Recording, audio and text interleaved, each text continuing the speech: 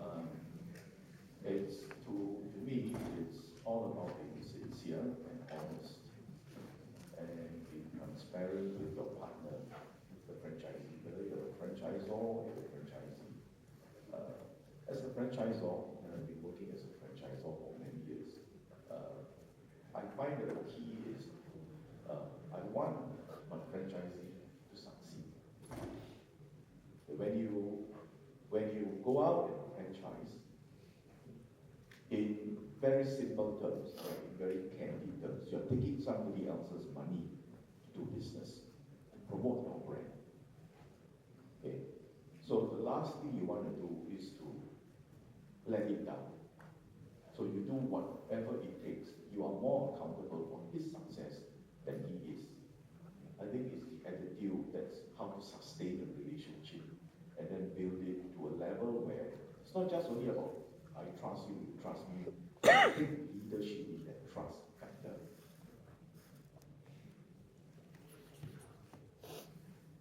I think they've said everything already, actually. So this stage is open for everyone. Are there any questions that you all would like to, any thoughts or concerns that you all would like to ask the speakers? Please feel free to raise up your hand and share with everyone. I have a question for Mr. Adrian.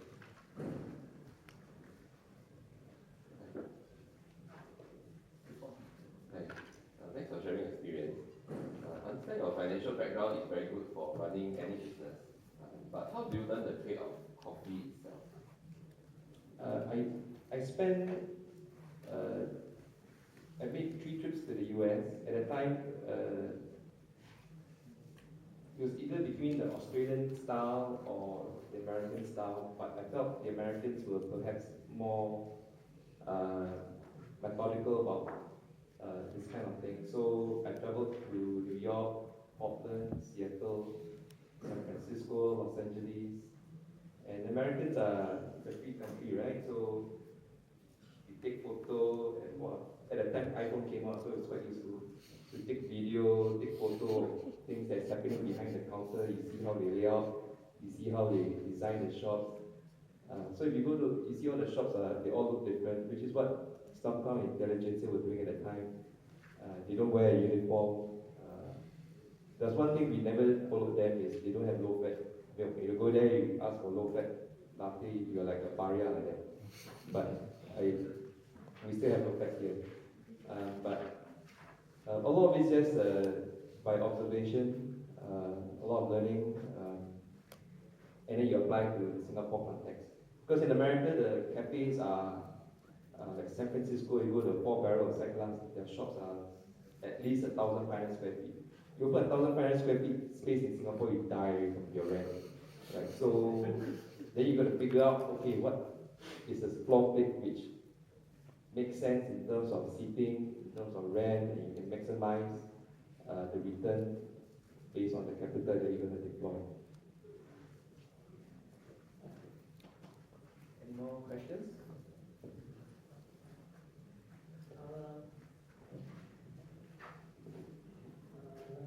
Mr. Stroh, your idea of providing slice of pizza instead of the whole, you order the whole pizza is a very unique sales proposal for Singapore taste, because we have this habit of trying out different food at the same time, and it worked very well. So, I mean, when to me, will a franchisee be allowed to, let's say, for my own market, let's say I'm from Cambodia. So let's say I want to set up your franchise in Cambodia. And then there are some things that I want to improve, put in the Cambodian ingredient to attract the market. I mean, during your franchising, because I think what I understand is that when we're doing when I am a franchisee, I have to follow SOP. Follow everything you tell me to do to run the business. Can I improve on it? Maybe putting in some of my ingredients during the franchising contract, and then come up with something a bit different from yours. Oh, okay. Well, okay, franchising, it doesn't matter whether it's pizzas or any franchise. As we explained, it's a system, it's a method. Okay. And usually it's intended to make it as simple as possible so that it's replicable, so you can teach. And of course, say, in the case of pizzas, it's not difficult to make a pizza, right? You learn it quick. And in the case of the different countries that we operate in, I guess where you're going inside, what we do is we find that we have to customize to the local taste. Not just taste, the price, the methods, right? There is a structure, there is a system. But then if you do not recognize local practices and allow some modification, then you really don't fit, into the marketplace. So we do take that into account. But just to specific to Pezzo and many brands, because of the method of franchising we apply, which is just master franchise. Okay.